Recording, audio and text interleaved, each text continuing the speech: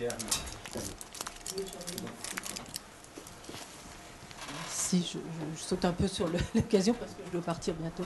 Moi, c'était une réaction surtout. Je trouve intéressant déjà que la matinée commence par en maternité et qu'elle se termine dans une maternité. Je pense qu'il y aurait quelque chose à creuser de ce côté-là. Mais j'ai le sentiment surtout qu'on y est déjà dans l'humanité à deux vitesses. Parce que on voit bien d'un côté ce qui se passe pour essayer d'apporter de l'aide à tous ces pays et même aussi en France. Je veux dire, on est dans l'appauvrissement énergétique, etc.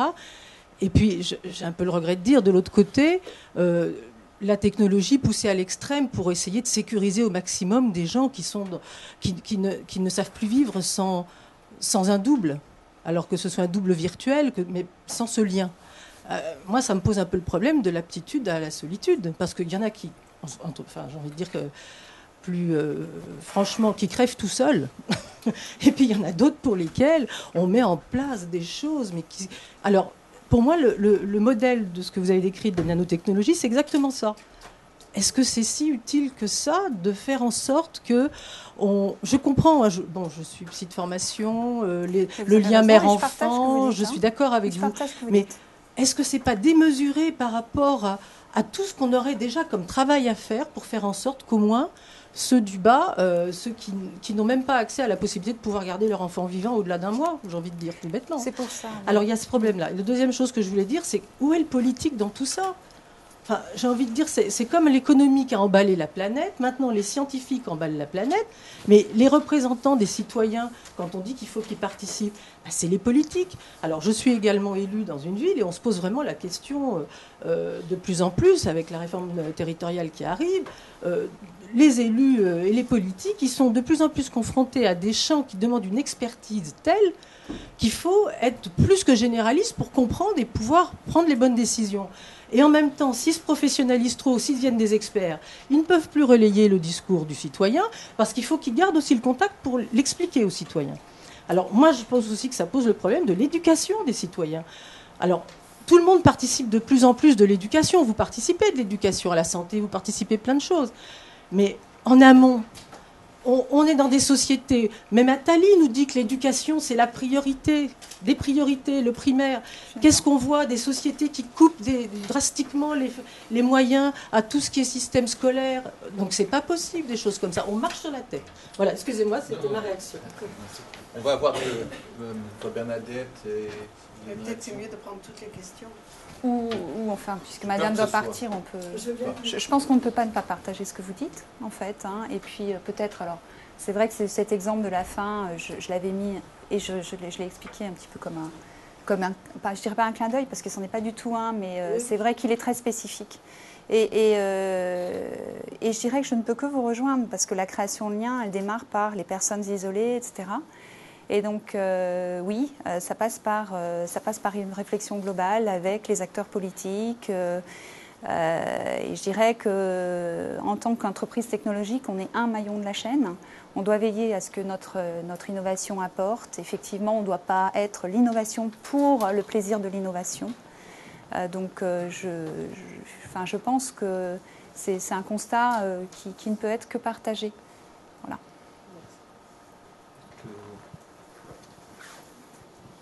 Et bonjour, Marc Baron de la mission RSE à la RATP. Ma question s'adresse principalement à Madame Delahousse. Si on comprend aisément pourquoi, par exemple, GDF Suez a investi des secteurs qui sont où la responsabilité sociale de l'entreprise est assez rapidement engagée, hein, les effets de vos activités, on voit bien le lien. Ça paraît moins évident dans le cas d'Orange d'avoir investi le domaine médical. Et j'aimerais bien savoir pourquoi, qu'est-ce qui a présidé à ces choix, est-ce qu'il y a une dimension stratégique, comment cette décision est-elle née? La dimension, alors le domaine médical, c'est plutôt, oui, le domaine médical, le domaine de la santé et finalement le constat des technologies qui peuvent être un levier dans un système qui est beaucoup plus complexe et beaucoup plus multi-acteurs que l'humble acteur qui est Orange au milieu de tout ça. Donc finalement, ce qui a motivé cet axe stratégique et où on s'est dit que nous, on pouvait être une pierre à un édifice, mais qui en contient beaucoup, c'est la nécessité, c'est un moment, si vous voulez, le décalage en fait entre une population qui va avoir besoin de plus en plus de soins. Alors effectivement, avec la disparité entre les pays réputés quand même plutôt riches et les pays réputés émergents, qui va avoir besoin de soins sur la durée par le développement de maladies chroniques, et à un moment une offre de soins, si j'ose m'exprimer ainsi, qui a besoin d'être mise en face, et comment essayer de faire qu'on participe à ajuster. J'ai bien compris ça, vous allez me trouver insistant, mais pourquoi ne pas avoir investi d'autres domaines qui sont également touchés par la technologie, la téléphonie et d'autres éléments. Surtout, si je peux me permettre, avec une pointe d'ironie, oui. Le secteur de la téléphonie fait toujours débat avec le monde médical sur les problématiques de micro-ondes, etc. Alors pourquoi avoir choisi celui-ci plutôt qu'un autre ? Je crois aussi que c'était assez clairement dit, c'est-à-dire qu'il y a du potentiel.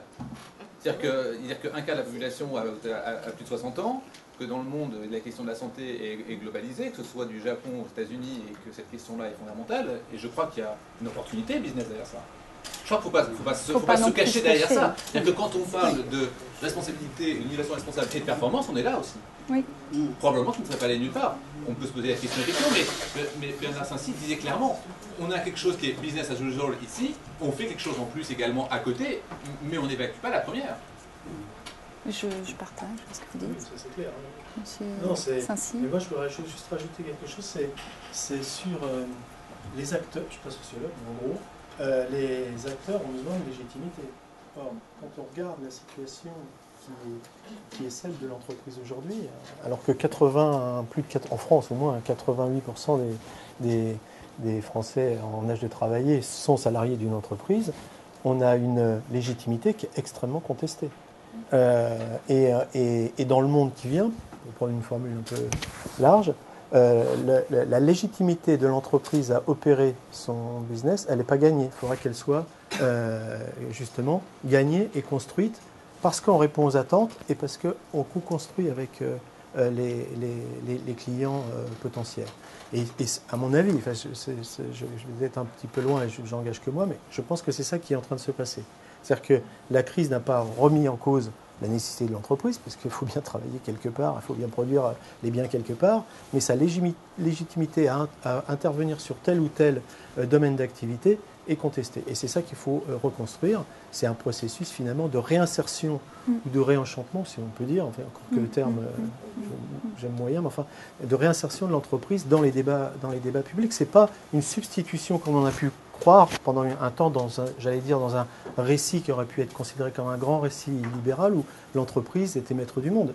On est plutôt dans une situation où l'entreprise passe dans un nouveau stade qui est vraiment un stade de répondre aux attentes de plus en plus précises et de co-construire avec la population.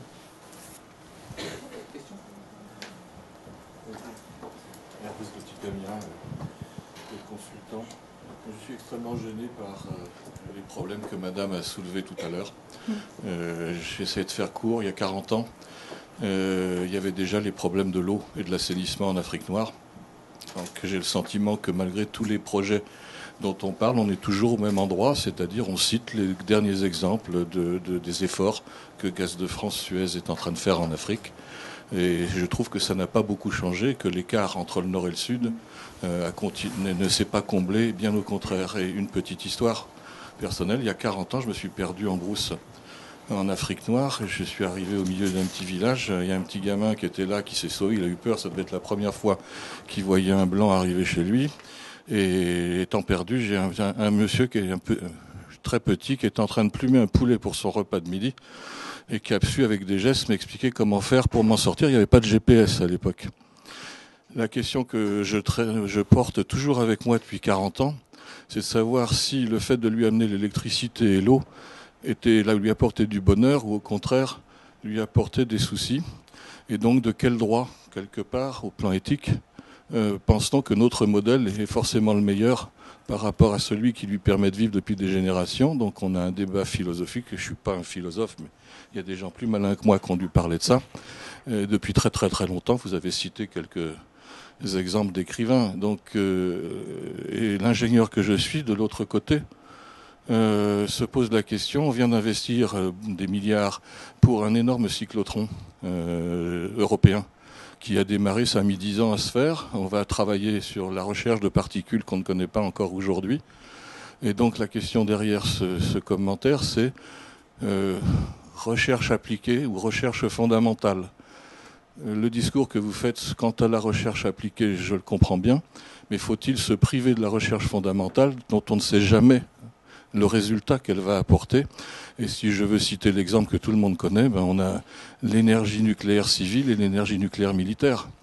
Fallait-il, disons, empêcher M. Einstein de parler?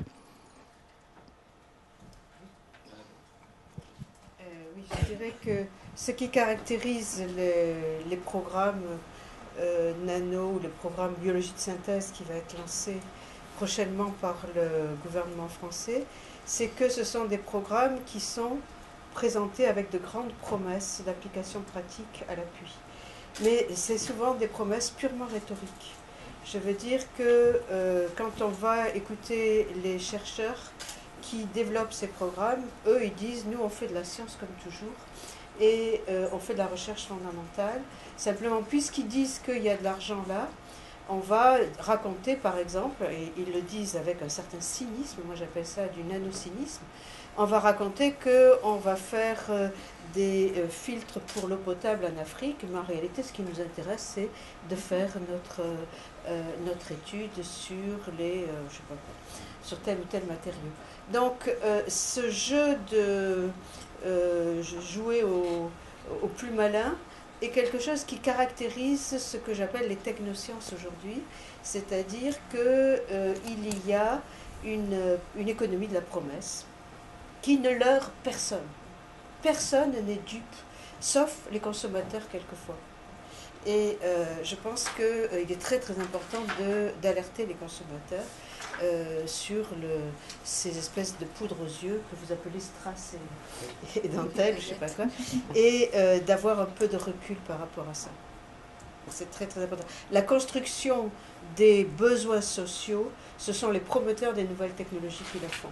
Ils inventent des besoins. Et jamais, par exemple, la notion de faut-il investir dans la sécurité des personnes âgées n'a été mise en débat en France. La dame qui faisait appel à une intervention du politique a raison. Il faut définir des priorités, on ne peut pas tout couvrir et ces priorités, il faudrait les mettre en débat. Mais encore faut-il expliciter les valeurs qu'il y a derrière ces promesses.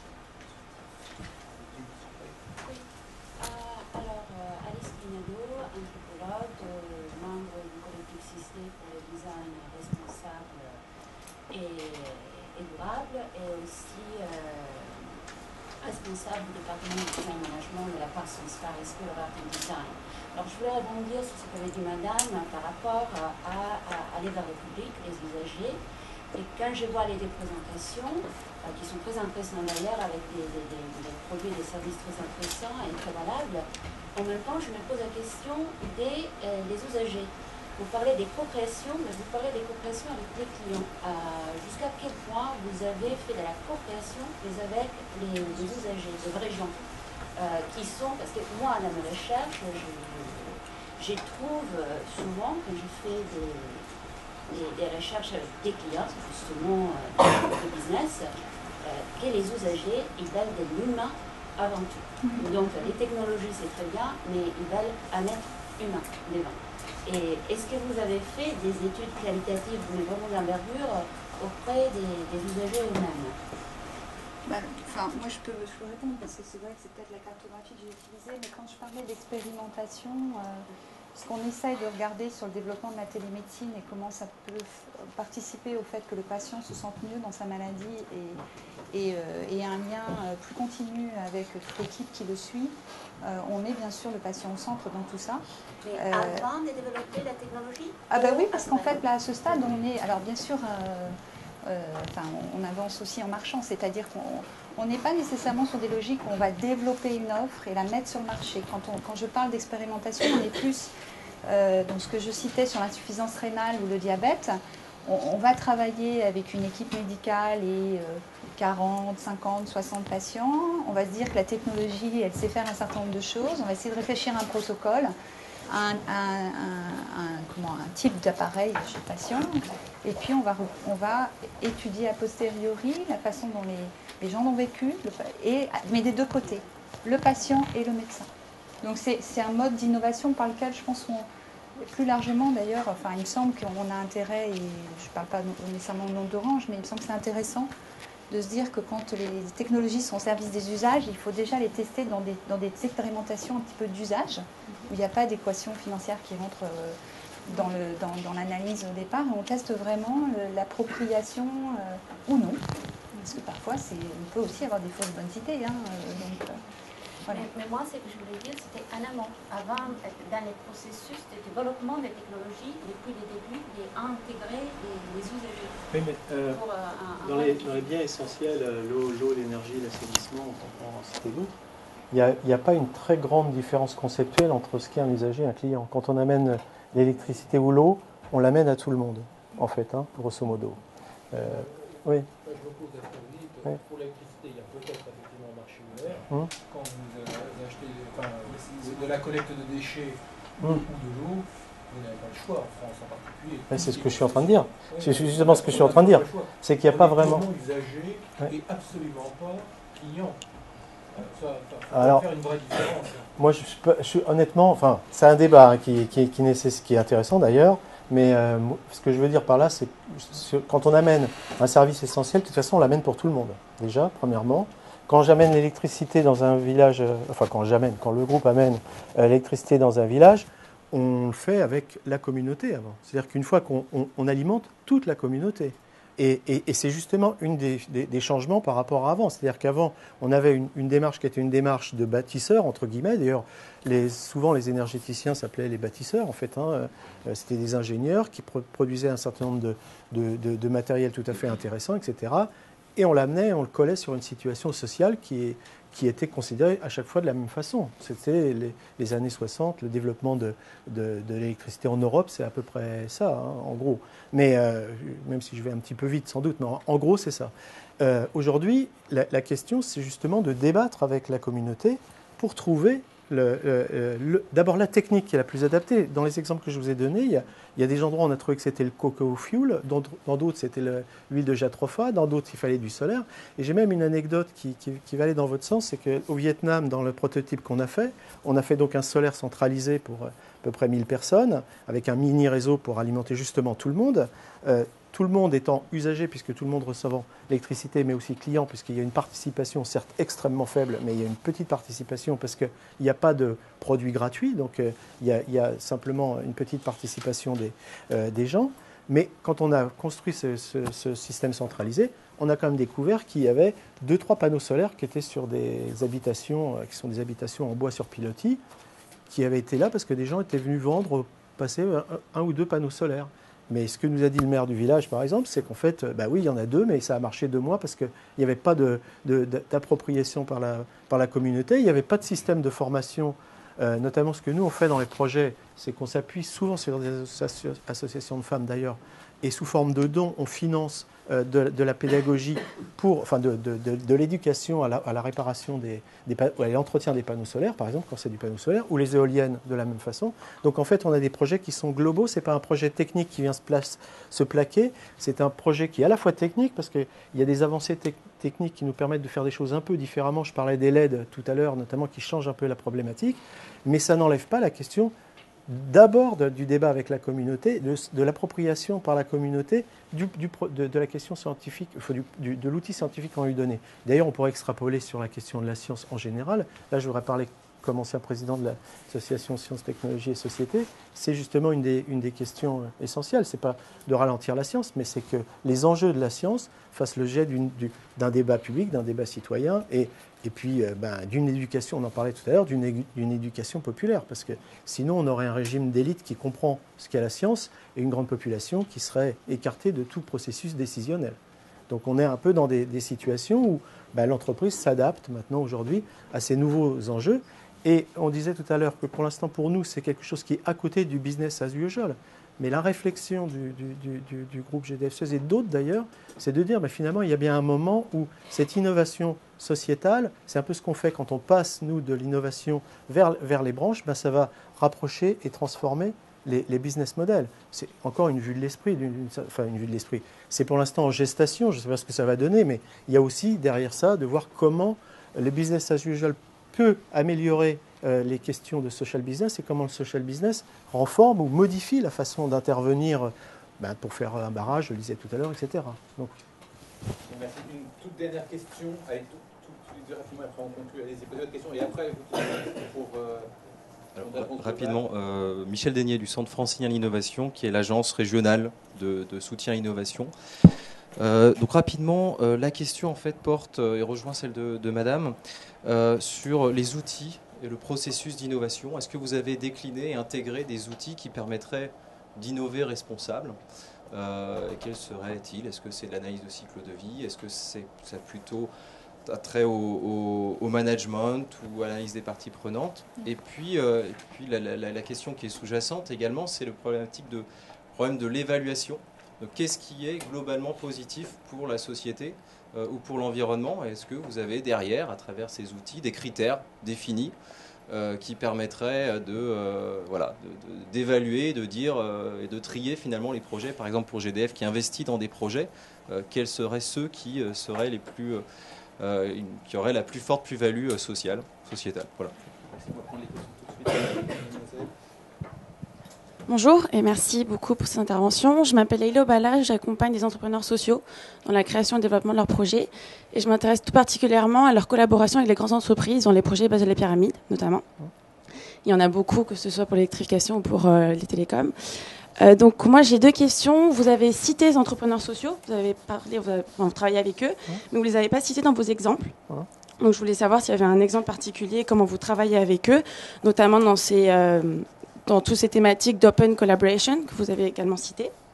Et deuxième question, c'est des nouveaux modèles, c'est des nouvelles façons de travailler avec une vision future, donc de long terme.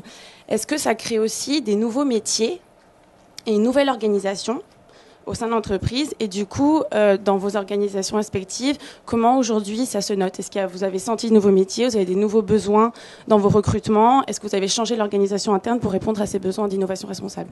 Merci. Très rapidement, je vais vous laisser répondre, mais sur la question de l'intégration dans le processus d'innovation, de la responsabilité, et d'autre part la question de l'entrepreneuriat.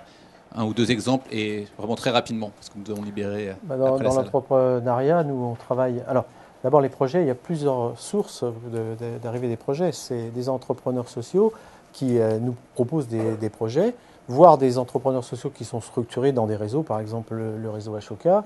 Ça peut être aussi des ONG, ça peut être aussi des projets qui sont créés à partir de rien finalement. C'est le groupe lui-même qui s'appuie et crée ou aide d'une façon managériale et technique un entrepreneur qui a une idée mais qui pour l'instant a rien construit. Donc on a différents types de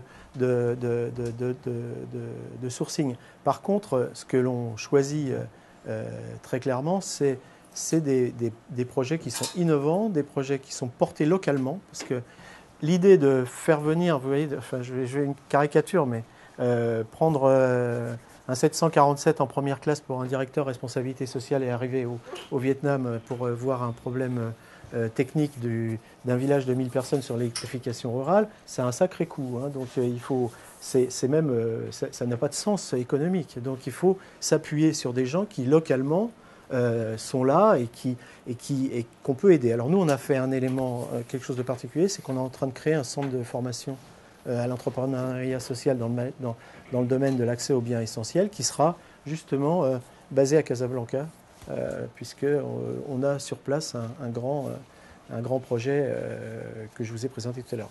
Pour les cycles de vie, on a plein d'outils. Ce n'est pas moi qui m'occupe de l'analyse de cycle de vie, mais évidemment, dans la direction du développement durable, il y a un service qui s'en occupe essentiellement et on travaille ensemble. Et sur les outils méthodologiques, c'est essentiellement des outils méthodologiques d'aide au débat, c'est-à-dire d'aide au débat public que l'on porte, que l'on crée et que l'on diffuse dans l'ensemble de nos entités pour justement, quand elles ont un projet, un grand projet, qu'elles sachent faire la cartographie des parties prenantes, comment entamer le débat, comment les convaincre aussi qu'il faut discuter avec la société civile quoi qu'il arrive.